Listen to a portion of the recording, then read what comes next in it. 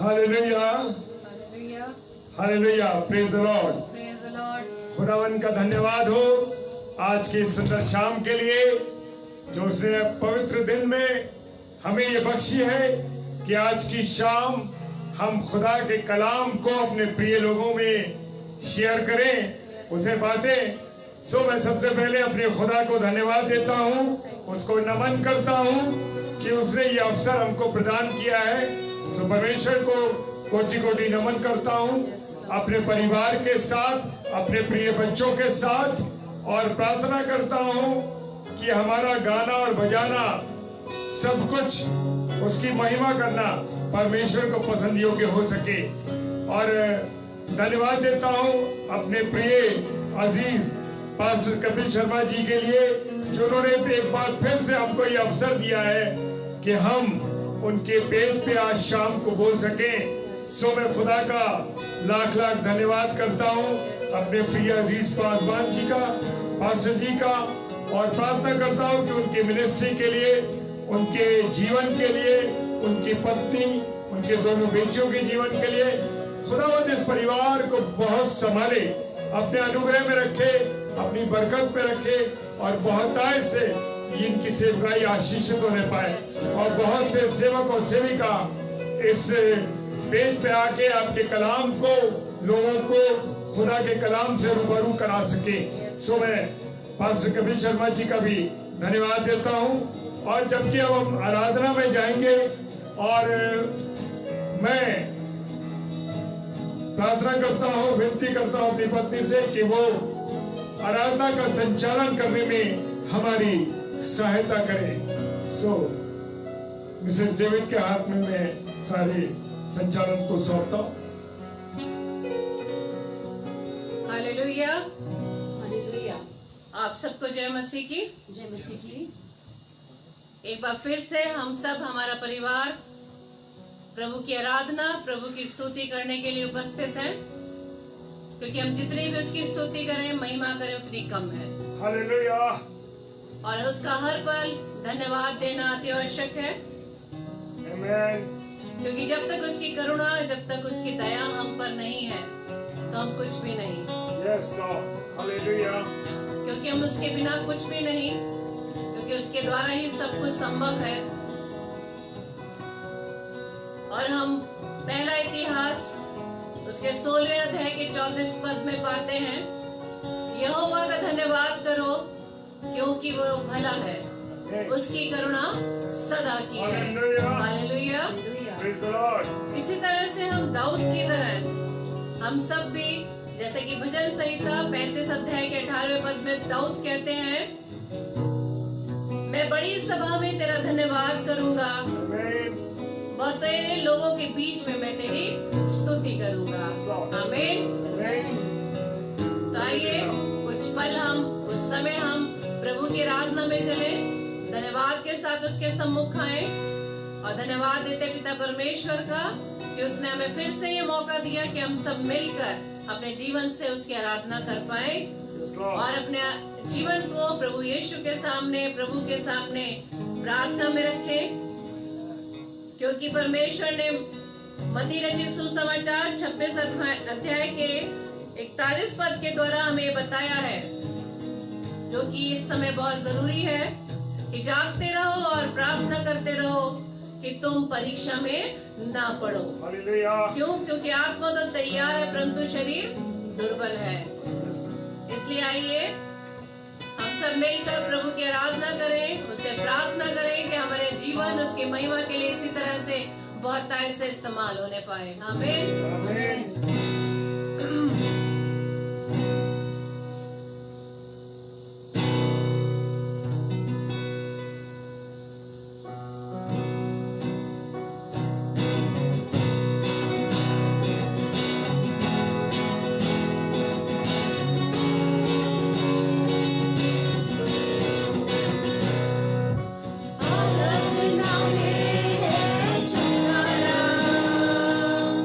आराधना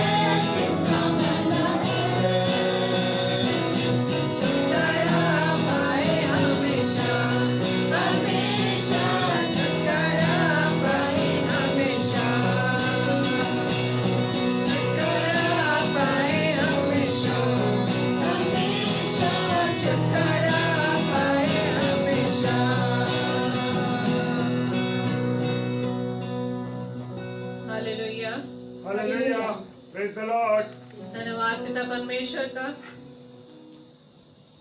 कि हम उसकी नजदीकी में हैं, Amen. क्योंकि प्रभु के सामने सब कुछ संभव है। Oh, yes, Lord. और जो उसकी नजदीकी में रहते हैं, जो उसकी संगति में रहते हैं, वो उद्धार को पाते हैं। Amen. और जब हम प्रभु की नजदीकी में रहते हैं, हर प्रकार की चिंताओं से, हर प्रकार की परेशानियों से, हर प्रकार की परीक्षाओं से बचे रहते हैं। Amen. Yes, Lord. तो जब हम यीशु की संगति में आते हैं, तो आप सब अजीज लोग इस बात को एक्सपीरियंस कर सकते हैं कि हमें उसकी नजदीकी में रहकर कैसा लगता है। Yes, Lord. तो इसी गाने के द्वारा हम इस बात को आनंद से सीखेंगे और आनंदित होकर इस गीत को बहुत जोश के साथ गाएंगे।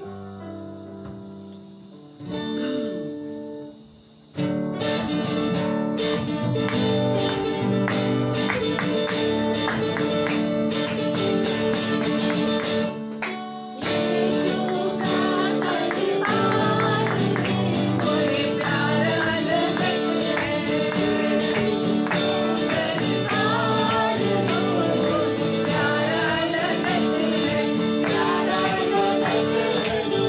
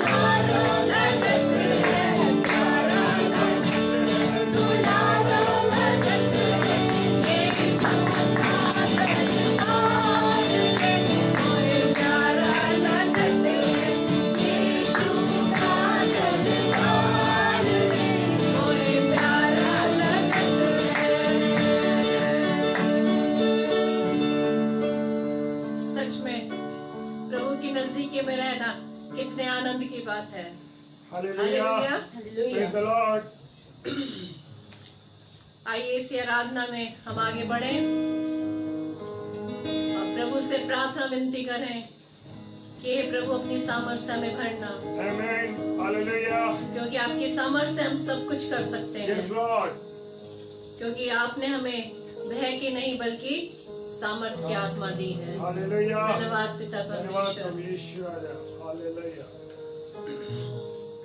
मरकुस रचित सुसमाचार उसके 13वें अध्याय के 33 पद के अनुसार जागते और प्रार्थना करते रहो क्योंकि तुम नहीं जानते कि वह समय कब आएगा। Yes. तो इसी आराधना की श्रृंखला में हम चलते हैं आगे, प्रभु से प्रार्थना मांगते हैं। Hallelujah.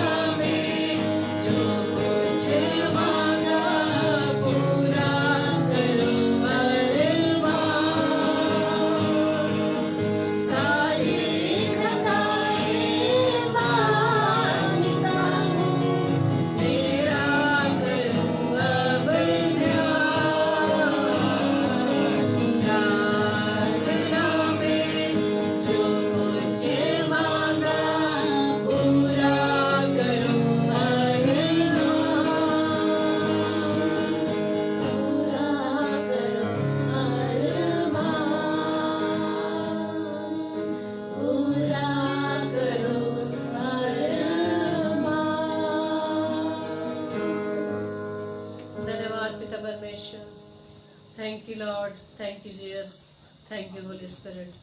धन्यवाद देते पिता परमेश्वर आपकी उपस्थिति के लिए पिता, कि आपकी उपस्थिति हमारे जीवन में हर पल बनी रहती है पिता। धन्यवाद देते पिता परमेश्वर आपके इस बड़े प्रेम के लिए। सच में खुदावन, आपने हमसे इतना प्रेम किया कि अपने अपने इकलौते पुत्र को हमारी खातिर इस पृथ्वी पर भेज दिया। उसके कोड़े खाने से हम चंगे हुए हैं, उसके लहू के द्वारा हम दाम लिए हुए हैं। इसलिए हमारा जीवन अपना नहीं, केवल परमेश्वर आपका है।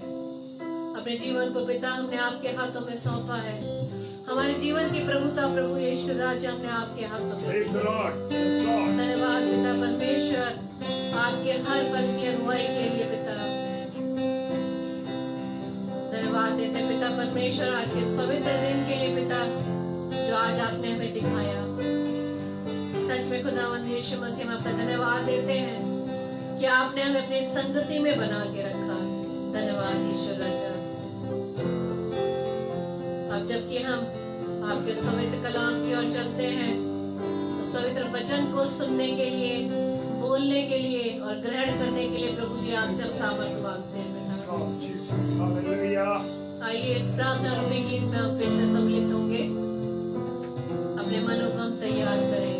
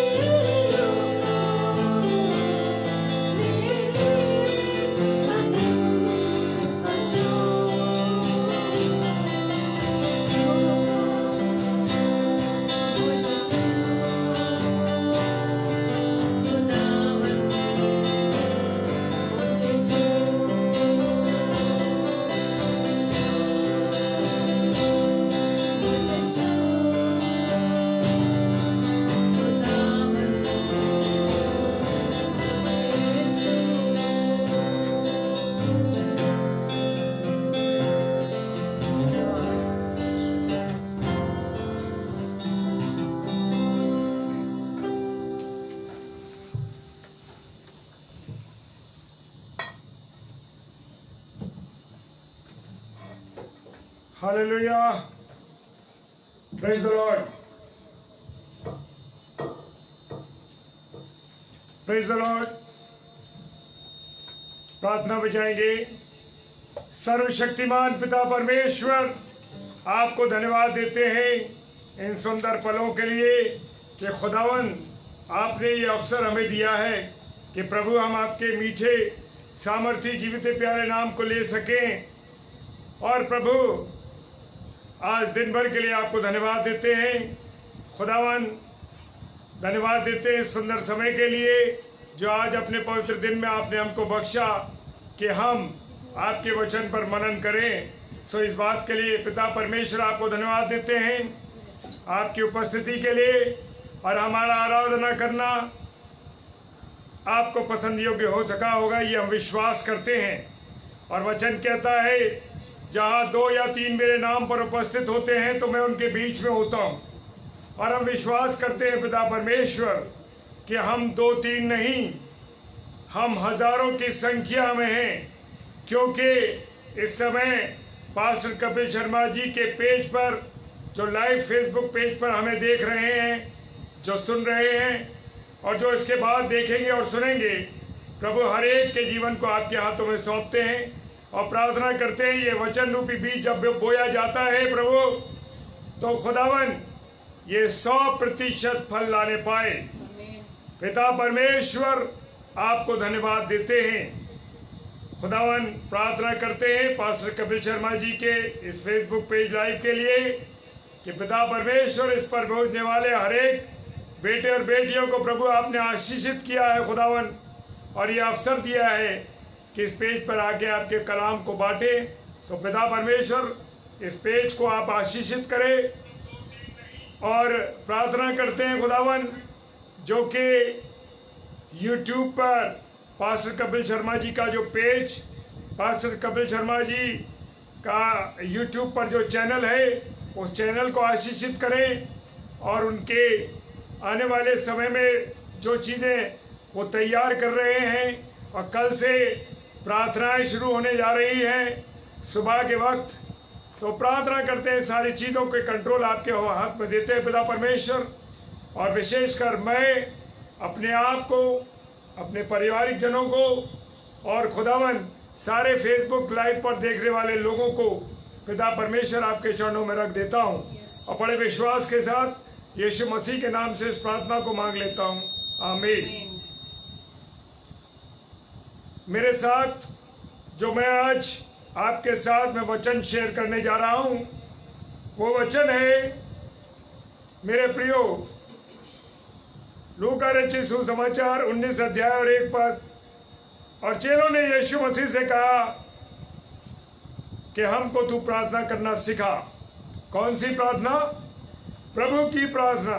हाँ मेरे प्रिय लोगों, प्रभु की प्रार्थना। मेरे प्रियो, ये प्रार्थना जो प्रभु की प्रार्थना है, और हम अब से नहीं, इसको बचपन से लेके आज तक हम उसको सीखते चले आ रहे हैं। और मेरे प्रियो, खुदावन ने हमको ये प्रार्थना सिखाई है, और प्रभु यीशु मसीह से कोई अच्छा गुरु हमारे लिए है ही नहीं मेरे प्रियो, जो प्रार्थना कराना हमको सिखा सके, प्रार्थना करना हमको सिखा सके। लूका रचित सुसमाचार 6 अध्याय और 12वां पद फरमाता है, क्योंकि वो रात रात भर प्रार्थना करता था। हाँ मेरे प्रियो, हमारा खुदा रात रात प्रार्थनाएं किया करता था। और कलाम फरमाता है, मरकुस रचित सुसमाचार 1 अध्याय और 35 पद फरमाता है कि वो सुबह सुबह उठकर भी प्रार्थना करता था। क्या मेरे प्रियो, मेरे अजीजों, हम प्रार्थना करते हैं? क्या हम सुबह उठते हैं जब अपने बिस्तर से, तो हम बिस्तर पे बैठ के क्या प्रार्थना करते हैं, उससे विनती करते हैं? मेरे प्रियो, मत्ती रचित सुसमाचार और उसका 14 अध्याय और 13 से 23 पद में जो जिक्र दिया गया है, पहाड़ पर वो प्रार्थना करता था, जंगल में वो प्रार्थना करता था, 5 रोटी और 2 मछली पर उसने 5000 को खिलाने के बाद तुरंत पहाड़ पर प्रार्थना की। हाँ मेरे प्रियो, हमारा खुदा तो हर पल हर क्षण प्रार्थना करता था, और प्रार्थना हमको भी उसने सिखाई। क्या मेरे प्रियो, हम प्रार्थना करते हैं? बड़ा इम्पोर्टेंट है कि हम प्रार्थना करें। हाँ मेरे प्रियो, 12 चेले चुनने से पहले उसने पूरी रात प्रार्थना की। क्या मेरे प्रियो, हम प्रार्थनाओं को वो स्थान देते हैं अपने जीवन में? क्या हम प्रार्थना में उसको स्थान देते हैं प्रार्थना को अपने जीवन में? छोटी बड़ी बातों में क्या हम प्रार्थना करते हैं? मेरे प्रियो, मेरे अजीजों, हमको बड़ा आवश्यक है कि हम जो है परमेश्वर से विनती करें, प्रार्थना करें, चाहे छोटी बात हो चाहे बड़ी बातें हो, सब बातों के लिए हमको प्रार्थना करनी है। लूका रचित सुसमाचार 3 अध्याय और 21 पद फरमाता है कि बपतिस्मा लेने के तुरंत बाद हमारा प्रभु यीशु मसीह कहां चला गया? 40 दिन उसने उपवास किया और प्रार्थना में रहा। 40 दिन उसने उपवास किया और प्रार्थना में रहा। हाँ मेरे प्रियो, क्या हम उपवास रखते हैं? क्या हम प्रार्थना करते हैं? क्या उन बातों में प्रार्थना करते हैं? चाहे छोटी सी छोटी बातों में क्या हम प्रार्थना करते हैं? बड़ी बातों को तो छोड़ दीजिए, लेकिन छोटी बातों में क्या हम प्रार्थना करते हैं? ये हमारे लिए आवश्यक है कि हम छोटी बातों में भी प्रार्थना करें। मेरे प्रियो, मेरे अजीजों, इसलिए जो प्रार्थना यीशु मसीह ने चेलों को सिखाई वो हमें भी सीखनी चाहिए। और यीशु मसीह ने ये नहीं कहा कि ये प्रार्थना ही हमेशा किया करो, लेकिन ये कहा कि इस तरह प्रार्थना किया करो। उसने ये नहीं कहा कि यही प्रार्थना किया करो, उसने कहा कि ऐसे ही प्रार्थना किया करो। हाँ मेरे प्रियो, मेरे अजीजों, हमारा प्रभु यीशु मसीह हर एक बातों में हमको सिखाता है, बताता है, समझाता है, लेकिन क्या हम उन बातों को सीखते हैं? हाँ मेरे प्रियो, मेरे अजीजों, मत्ती रचित सुसमाचार 6 अध्याय 9 पद में उसने लिखा है कि यही प्रार्थना नहीं करनी है, इसी तरीके से प्रार्थना हमें करनी है। अगर यीशु मसीह यही कहता कि यही प्रार्थना करना है तो वो प्रार्थना कितनी देर की होती? 1 मिनट की प्रार्थना होती, यूं ही खत्म हो जाती वो प्रार्थना। इसका मतलब है कि हमको सुबह 1 मिनट, दोपहर 1 मिनट और शाम को 1 मिनट, 3 मिनट में हमारी प्रार्थना खत्म हो जाती। क्या ऐसी 3 मिनट की प्रार्थना करने से या प्रभु को जो प्रार्थना हमें करनी है, जो स्थान परमेश्वर को देना है, उससे हमको स्वर्ग मिल जाएगा? क्या देखें हम अपने आप को कि हम कैसी प्रार्थना करते हैं? मेरे प्रियो, ऐसी बात नहीं है। हमको तो कई कई घंटे प्रार्थना करनी चाहिए, तब ही हमको परमेश्वर से मिलन होगा और स्वर्ग में हमको प्राप्त होगा। ऐसी बात नहीं है मेरे प्रियो। इसलिए हमको प्रार्थना करनी है और प्रार्थनाएं करनी है, परमेश्वर से विनती करनी है। प्रार्थना करने का मेरे प्रियो ये मतलब नहीं, ये अर्थ नहीं का कि अर्थ ये अर्थ है कि मेरे प्रियो हम गहराई से प्रार्थना करें, उन बातों के लिए प्रार्थना करें जो परमेश्वर के सम्मुख हमें रखनी है। मेरे प्रियो, हमें इसको गहराई से समझना जरूरी है। अगर ये प्रार्थना सुनकर प्रभु यीशु मसीह खुश हो जाते और ऐसी प्रार्थना करने से यीशु मसीह खुश भी हो जाते और इतनी प्रार्थना करते से नाराज भी हो जाते, ये बड़ी अजीब सी बात है। लेकिन ये नाराज होने या खुश होने की बात नहीं है मेरे प्रियो। हमें 9 बातें प्रार्थना में रखनी चाहिए, या कुछ बातें हमें प्रार्थना में रखनी चाहिए, और जिनके लिए हमें यीशु मसीह से प्रार्थना करनी चाहिए। और प्रार्थनाओं का हमें जब भी समय हो तब हमें प्रार्थना करनी चाहिए मेरे प्रियो।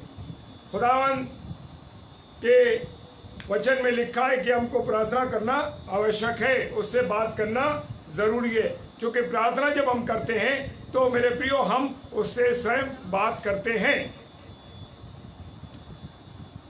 अभी जूम मीटिंग में कल की बात है कि पास्टर कपिल शर्मा हम लोगों के साथ शेयर कर रहे थे जूम मीटिंग के अंदर कि जब भी बीच रात्रि में आपको आँख खुलती है, इसका मतलब खुदा ने आपको बीच रात में उठाया है, और उठाया है इसका मतलब ये है कि आप उठ करके उससे बात करें। बात करने का अर्थ है उससे प्रार्थना करें।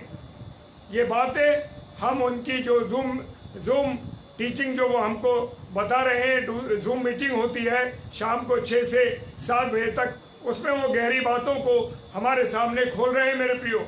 अगर आप सबके पास अवसर है उनसे वो आईडी लीजिए, और आप लोग उस मीटिंग में आना चाहते हैं तो ज़रूर उससे जुड़िए।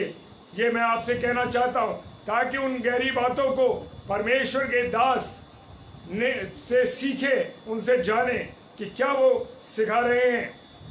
आइए हम उन बातों को जानना चाहें जो हमें प्रार्थना में रखनी है। सबसे पहले हमें प्रार्थना में परमेश्वर को क्या कहना है? पिता कहना है। हमारा पिता कौन है? सिर्फ प्रभु यीशु मसीह है। मेरे प्रियो, बड़ी अजीब सी बात है। हम ज़ूम मीटिंग में भी शेयर कर रहे थे, कल परसों शाम की बात है, और वो बात हो रही थी कि आजकल एक चल गया है, वो मेरे आत्मिक पिता हैं। मेरे प्रियो, आत्मिक पिता क्या है? मैं समझना चाहता हूं कि आत्मिक पिता है क्या? Spiritual father. वो पास्टर मेरे स्पिरिचुअल फादर हैं। वो मेरे जो मुझे सिखा रहे हैं वो मेरे स्पिरिचुअल फादर हैं। स्पिरिचुअल फादर क्या है? ये गलत सोच, गलत बातें, ये दिमाग में आजकल ट्रेंड बना लिया लोगों ने कि वो मेरे स्पिरिचुअल फादर है। कोई स्पिरिचुअल फादर नहीं है किसी का। हमारा सिखाने वाला, हमारा आत्मिक पिता केवल यीशु मसीह है। मेरे प्रियो, जान लीजिए इस बात को। कोई पास्टर, कोई फादर, कोई आपका आत्मिक पिता नहीं है। कोई प्रचारक आपका आत्मिक पिता नहीं है। आपका आत्मिक पिता केवल प्रभु यीशु मसीह है। Hallelujah, praise the Lord. क्योंकि इस बात को जानना जरूरी है। हो सकता है मेरी बात आपको बुरी लगे, जो लोग सुने उन्हें अच्छा ना लगे, लेकिन मैं सच बात बोलना चाहता हूं कि स्पिरिचुअल फादर कोई नहीं, केवल यीशु मसीह है। हमारा आत्मिक पिता केवल यीशु मसीह है। हमारा स्वर्गीय पिता केवल यीशु मसीह है। इसलिए हम खुदा को, परमेश्वर को अपना पिता कहना है। अगर परमेश्वर हमारा पिता है तो ये बात अच्छी है मेरे प्रियो। और हम लोग क्या हैं? उसके बेटे बेटियां हैं। मान लीजिए कोई हमारे पड़ोस में बुजुर्ग लोग रहते हैं, उदाहरण दे रहा हूं, और रोज आप उनको क्या कहते हैं? हम पिताजी कह के उनको संबोधित करते हैं। वो हमको अपना बेटा मानते हैं, और वो कहते हैं, वो हमको अपना बेटा कहते हैं, और रोज सुबह सुबह हम उनको विश करते हैं, उनको पिताजी कह के पुकारते हैं, और वो जब तक वो जीते रहते हैं वो तब तक उसको बेटा कहते हैं, हमको बेटा कहते हैं। एक दिन वो बुजुर्ग मर जाते हैं मेरे प्रियो, और उसकी जो प्रॉपर्टी है उसका जो बंटवारा होता है मेरे प्रियो, अगर हम चाहेंगे कि उस प्रॉपर्टी में से, उस दौलत में से हमको कोई हिस्सा मिले, क्योंकि वो बुजुर्गवार हमको अपना बेटा कहते थे। ऐसा नहीं हो सकता मेरे प्रियो, बड़ी कठिन बात है। क्योंकि जो उनके असली बेटे होंगे, उनके बेटे बेटियां जो असली होंगे, वो हमें भगा देंगे। हमारा उनसे कोई रिश्ता नहीं था, सिर्फ हम उनको पिताजी कहते थे और वो हमको बेटा कहते थे। और ऐसा हो नहीं सकता कि उस दौलत में से हमको कोई हिस्सा मिल सके, क्योंकि जो उनके असली बेटे और बेटियां होंगी वो हमको भगा देंगे और वो पूछेंगे, क्या आप इस घर में पैदा हुए थे? क्या इस घर में आपका कुछ हिस्सा है जो आपको मिलेगा? कुछ नहीं मिलेगा।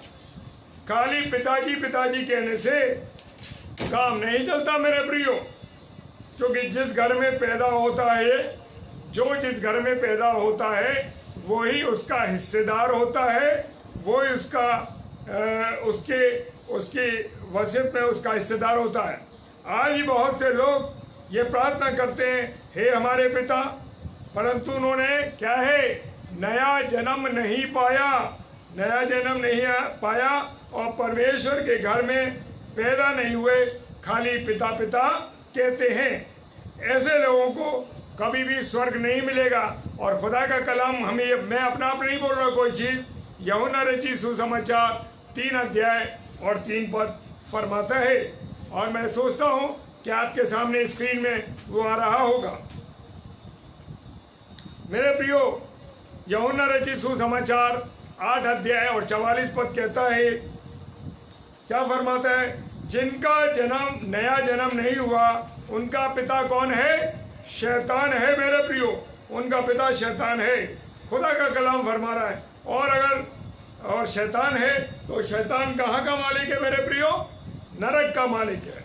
और वो नरक का मालिक है और वो अपने बेटे को कहाँ ले जाएगा? नरक में ले जाएगा, स्वर्ग में नहीं जा सकते शैतान। वो जो कि वचन बताता है कि वो शुरू से ही क्या है, झूठा है। वो झूठ बोलता है और उसकी संतान भी क्या करती है, झूठ बोलती है। जो कि क्योंकि जैसा बाप होता है वैसा ही क्या होता है, बेटा होता है। जो परमेश्वर की संतान होते हैं उसमें किसके गुण होंगे, परमेश्वर के गुण होंगे। जो परमेश्वर के पुत्र और पुत्रियां होंगी उनके अंदर परमेश्वर के गुण होंगे। इसलिए यीशु मसीह ने निकोदेमुस से कहा कि तुझे नया जन्म पाना जरूरी है। पहला जन्म किससे होता है, अपने माता पिता के द्वारा होता है, पृथ्वी पर होता है। परंतु दूसरा जन्म कैसे होता है, जल और आत्मा से स्वर्ग में जाने के लिए होता है। मेरे प्रियो, यूहन्ना रचित सुसमाचार 3 अध्याय और 5 पद फरमाता है, यूहन्ना 3 और 5 अध्याय, जो एक बार अपने माता पिता के द्वारा पृथ्वी पर जन्म लेता है तो उसकी 2 मौत होती हैं। कौन सी मौत होती है, 2 प्रकार की। पहली मौत होती है उसकी सांसारिक मौत और दूसरी मौत होती है उसकी आत्मिक मौत। मेरे प्रियो, और जो दूसरी मौत होती है, पहली मौत संसार में और दूसरी नरक की आग में होती है। प्रकाशित वाक्य फरमाता है 20 अध्याय 6 पद, 20 अध्याय प्रकाशित वाक्य का 14 पद और 21 अध्याय का 8 पद फरमाता है। मेरे प्रियो, लेकिन जो इस संसार में जन्म लेने के बाद पानी और आत्मा से नए जन्म पाता है उसकी केवल शारीरिक मृत्यु होती है। कैसी मृत्यु होती है, शारीरिक मृत्यु। वो मरने के बाद स्वर्ग में हमेशा परमेश्वर पिता के साथ राज्य करेगा। नया जन्म पाना मेरे प्रियो कोई मुश्किल काम नहीं है। इसमें कोई पैसा नहीं खर्च होता मेरे प्रियो। केवल इतना है कि हमें क्या मानना है कि मैं पापी हूं, चाहे मैं पापी हूं। और मेरे प्रियो, और पापों से छुटकारा पाने के लिए हमको प्रभु यीशु मसीह के लहू को पुकारना है, उससे हमको शुद्ध होना है। क्योंकि उसका जो लहू है, उसका जो खून है, वो हमें हमारे गुनाहों से छुटकारा देता है। उसके बाद हमको विश्वास करना चाहिए और हमारे पाप क्या हो जाएंगे, क्षमा हो जाएंगे। बपतिस्मा लेना और पवित्र आत्मा पाना है। यूहन्ना रचित सुसमाचार 3 अध्याय और 5 पद कहता है। मेरे प्रियो, मत्ती रचित सुसमाचार 3 अध्याय और 13 पद फरमाता है, तभी हम उसको पिता कह के स्वर्ग का सच्चा अधिकार प्राप्त कर सकते हैं। हाँ मेरे प्रियो, यीशु मसीह ने भी बपतिस्मा लिया और पानी से वो जन्मा और पवित्र आत्मा भी उसने पाया।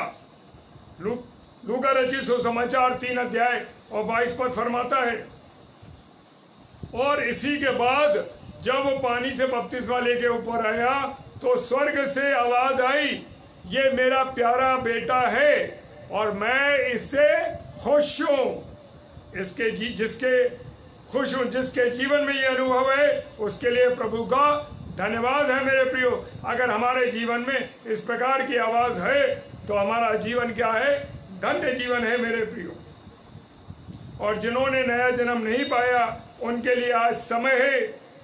पहला जन्म तो माता पिता के द्वारा हो गया,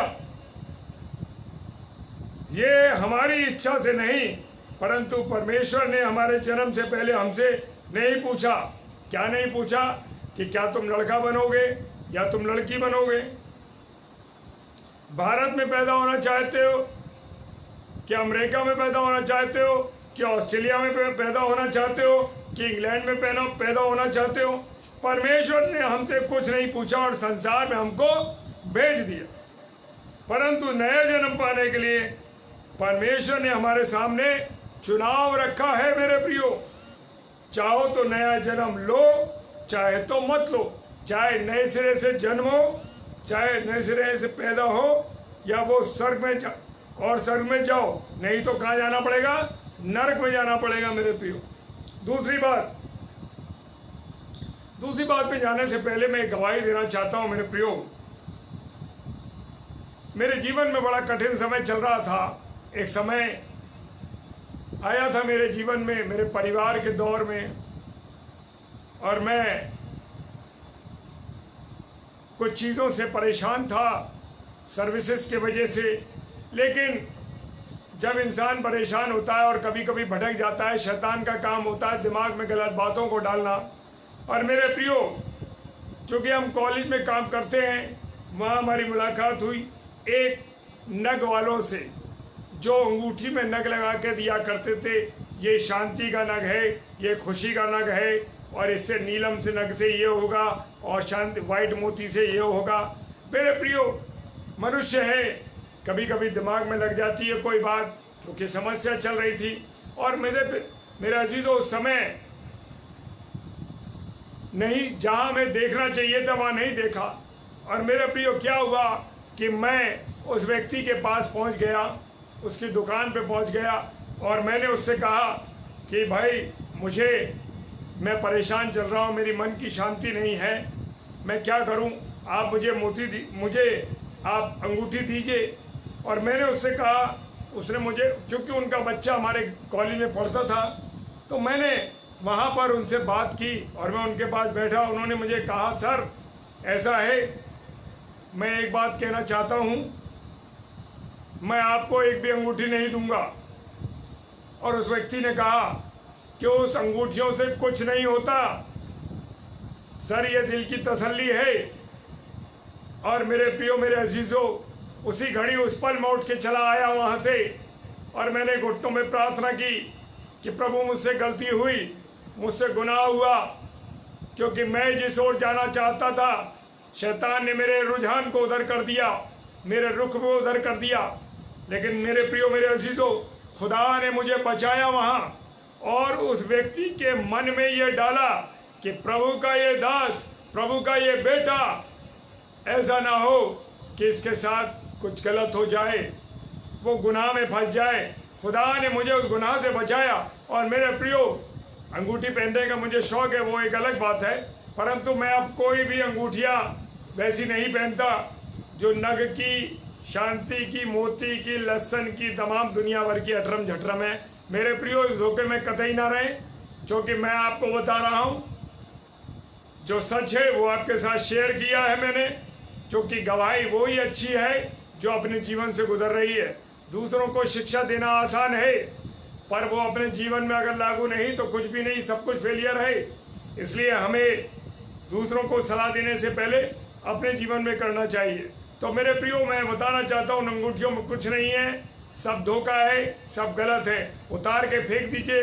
सिर्फ शांति, तसल्ली, उन्नति सिर्फ हमारे जीवित खुदावन यीशु मसीह के पास है, और किसी के पास नहीं। मेरे प्रियो, दूसरी बात पे चलते हैं। ये मेरी गवाही थी, इसलिए मैंने शेयर करी ताकि बहुत से लोग इससे जाने, क्योंकि हमारे बहुत से मसीह भाई बहनों में ये बीमारी है। मैं आदत नहीं कहता, बीमारी कहता हूँ। क्यों? उसी से शांति ढूंढ रहे हैं, जिंदा खुदा के पास नहीं जा रहे, शांति ढूंढ रहे हैं मोतियों में।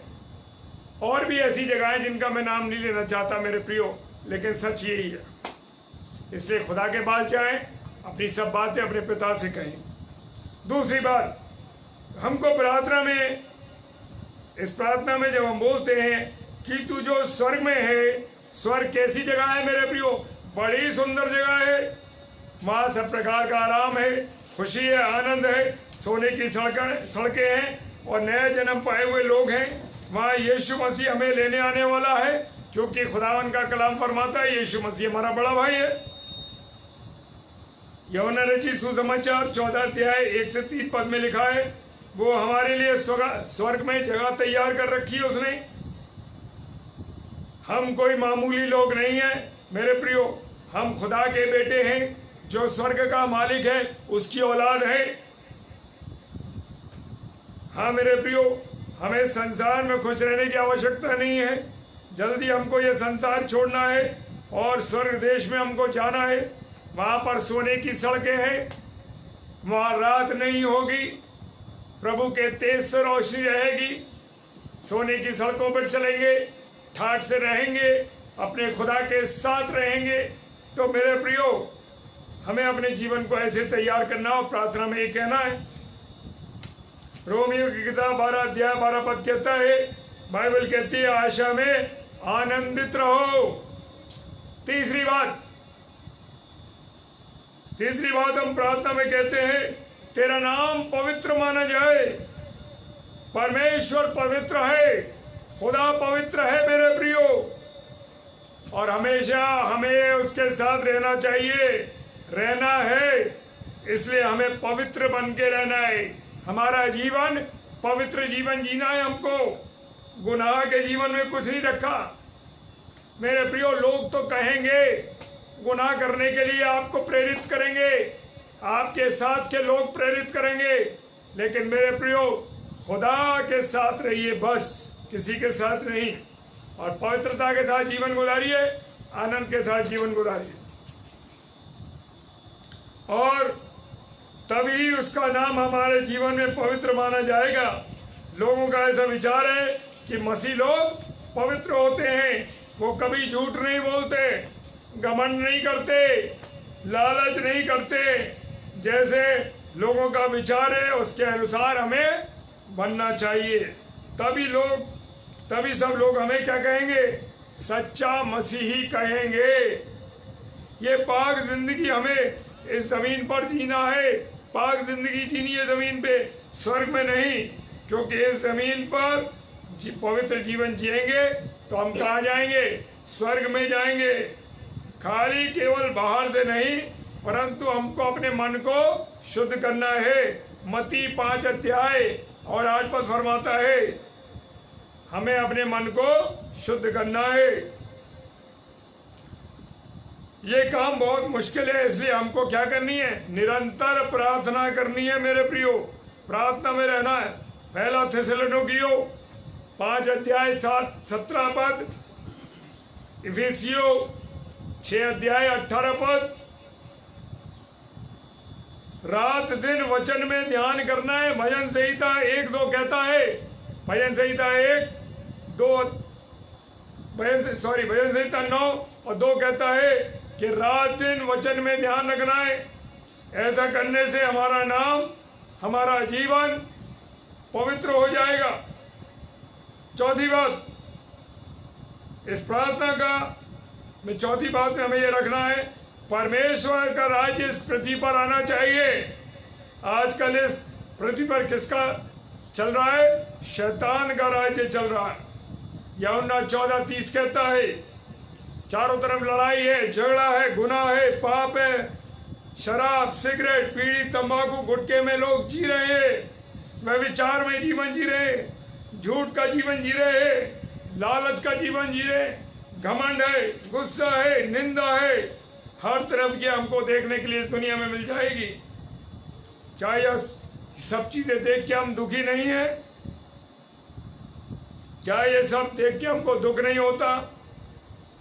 लूत भी अपने जमाने में इन सब चीजों को देखा करता था, और लूत बहुत धर्मी व्यक्ति था, लेकिन उसे ये देख के दुख होता था मेरे प्रियो। हाँ मेरे प्रियो, लूत जो है दुखी होता था।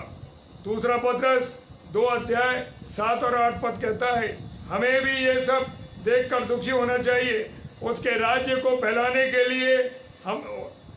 के लिए हमको प्रार्थना करनी चाहिए। जहाँ भी हमें प्रभु के काम के लिए मौका मिले, उसकी सेवा का मौका मिले, मेरे प्रियो काम करिए, सेवा करिए उसकी।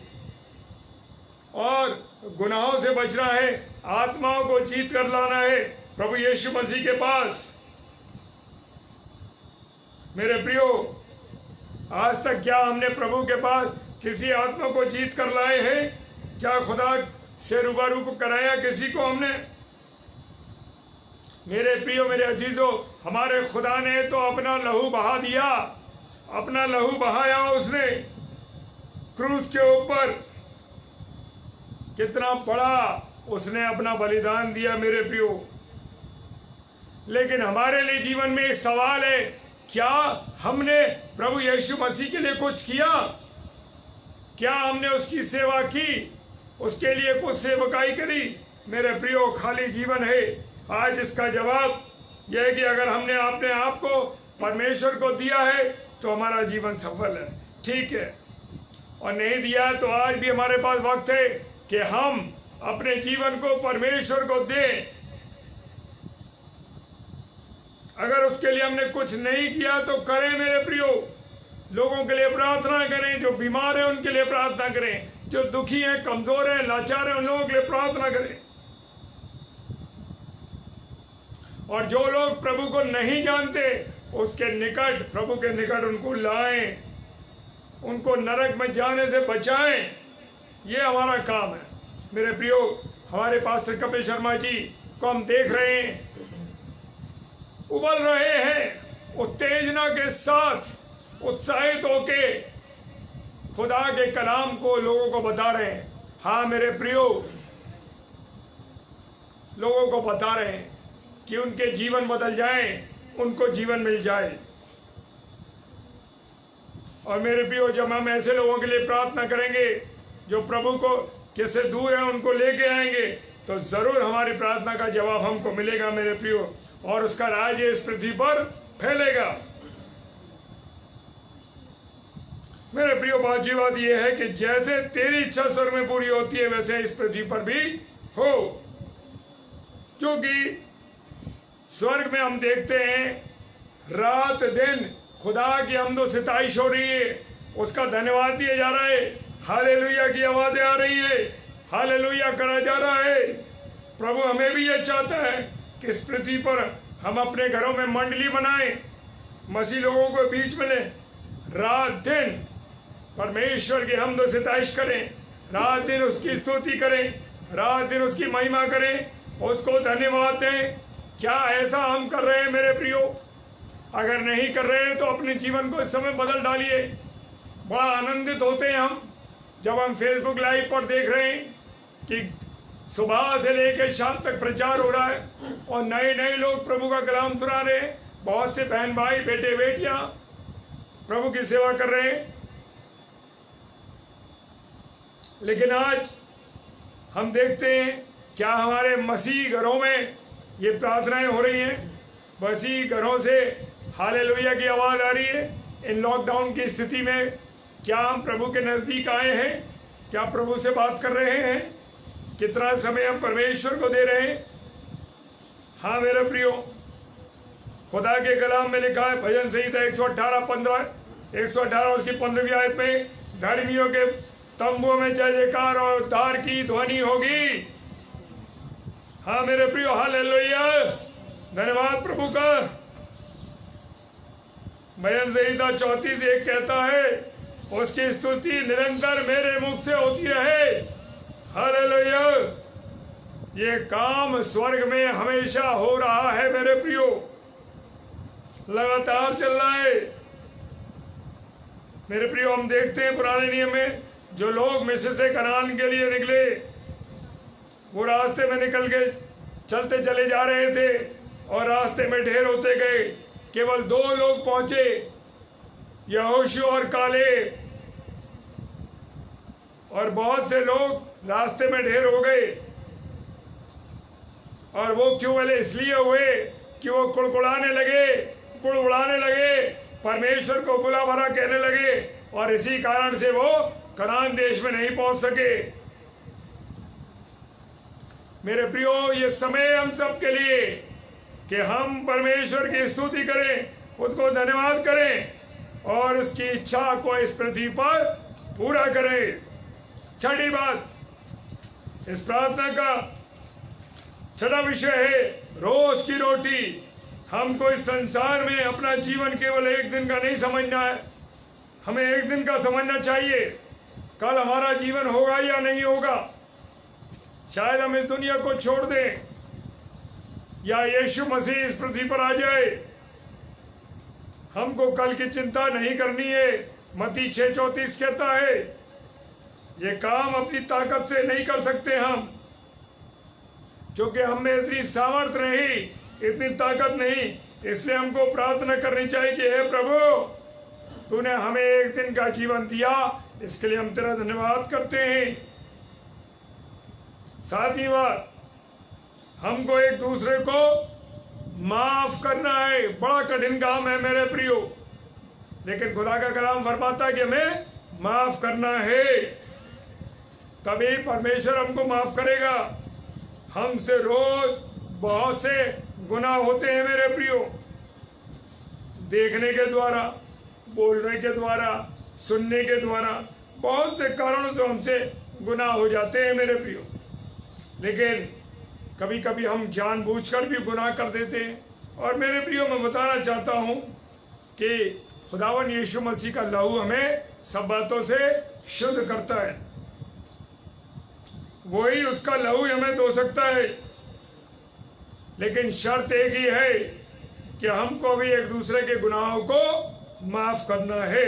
अगर हम एक दूसरे के गुनाहों को माफ नहीं करेंगे तो हमारे गुनाह भी माफ नहीं होंगे। मत्ती 18 अध्याय 21 से 34 तक लिखा है। और ये काम भी अपनी सामर्थ्य से हम नहीं कर सकते, परमेश्वर से हमें प्रार्थना करनी है। 8वीं बात, हमें परीक्षा में न ला, हमें परीक्षा से बचा। अगर अय्यूब जैसे लोग, पवित्र लोग, पौलुस जैसे, यूसुफ जैसे, बाइबल में लिखे संतों के जैसे लोग हैं, दुख हमारे ऊपर आए तो हम विश्वास से गिर जाएंगे मेरे प्रियो। इनके ऊपर इतने इतने कष्ट आए, इतनी इतनी तकलीफें आई, लेकिन ये अपने विश्वास से नहीं डिगे। इसलिए हमें हर परीक्षा और में इससे बचना है, बुराइयों से बचना है, गुनाहों से बचना है। और इन सब के लिए हमको क्या करनी है? प्रार्थना करनी है। हर एक छोटी छोटी परीक्षा में भी हम गिर जाते हैं मेरे प्रियो। अगर बड़ी परीक्षा आएगी तो हमारा क्या होगा? इसलिए प्रभु ही हमको बचा सकता है और उससे हमको प्रार्थना करनी है। लूका रचित सुसमाचार 21 अध्याय और 34 से 36 पद में इसको लिखा गया। आखिरी बात, परमेश्वर से प्रार्थना में परमेश्वर से हमें कहना है कि तेरा राज्य आए, पराक्रम और महिमा तेरी हुई हो। हमारा कुछ भी नहीं है। किसकी महिमा होनी चाहिए? हमारे खुदा की महिमा होनी चाहिए। कभी कभी हमें ख्याल आता है हमारा घर है, हमारे बच्चे हैं, ये शरीर हमारा है, पैसा हमारा है, तंदुरुस्ती हमारी आई है हमारे पास। जब ऐसा विचार आए तो हमें प्रभु से बात करनी है प्रार्थना के द्वारा। प्रभु सब कुछ तेरा है, हमारा कुछ भी नहीं है। हमें घमंड नहीं करना चाहिए। और जब भी हमारे जीवन में घमंड का आत्मा आने लगे, वो दुष्ट घमंड की बात डालने लगे, तुरंत हमें प्रार्थना करनी चाहिए कि सब कुछ प्रभु तेरा है। और ये प्रार्थना परमेश्वर की इच्छा के अनुसार करनी चाहिए। मत्ती रचित सुसमाचार 4-6 अध्याय 9 से 13 पद में पूरा लिखा हुआ है। तो मेरे प्रियो, अगर हम ऐसा करेंगे तो इस संसार में हम सुखी रहेंगे और स्वर्ग में भी हमेशा परमेश्वर के साथ रहेंगे और परमेश्वर के साथ हमारा जीवन गुजरेगा। मेरे प्रियो, ऐसा करने की सामर्थ परमेश्वर हमको दे। आइए प्रार्थना करें। सर्वशक्तिमान पिता परमेश्वर, आपको धन्यवाद देते हैं सुंदर समय के लिए, सुंदर संगति के लिए। प्रभु, प्रार्थना करते हैं कि अवसर आपने हमको दिया कि हम आपके वचन से बात कर सकें, इसके लिए धन्यवाद देते हैं। आपका अनुग्रह, आपकी आशीष और आपकी बरकतों के लिए प्रभु प्रार्थना करते हैं। प्रभु जी, इस समय वचन जितने लोगों ने सुना है और जो सुनेंगे सबको आशीषित करें, 100% उनको अपनी आशीषों बरकतों से परिपूर्ण करें। खुदा, प्रार्थना करते हैं अपनी उन बहनों के लिए, विशेष तौर से जिनके पास बच्चे नहीं हैं। प्रभु, उनको आप आशीष से, बरकत से परिपूर्ण करें, उनकी सहायता करें और उनकी को खोले पिता परमेश्वर। जो लोग व्यभिचार में, जो बहनें व्यभिचार में और गंदे नशों में, गंदी बातों में, गंदी चीज़ों में हैं, खुदावन ऐसे लोगों को आपके हाथों में देते हैं। पिता, सब पर रहम करना, सब पर अपना अनुग्रह देना और सबको इससे मुक्त करना। प्रभु, सारी बातों के लिए धन्यवाद देते हैं और बड़े विश्वास के साथ यीशु मसीह के नाम से इस प्रार्थना को मांगते हैं।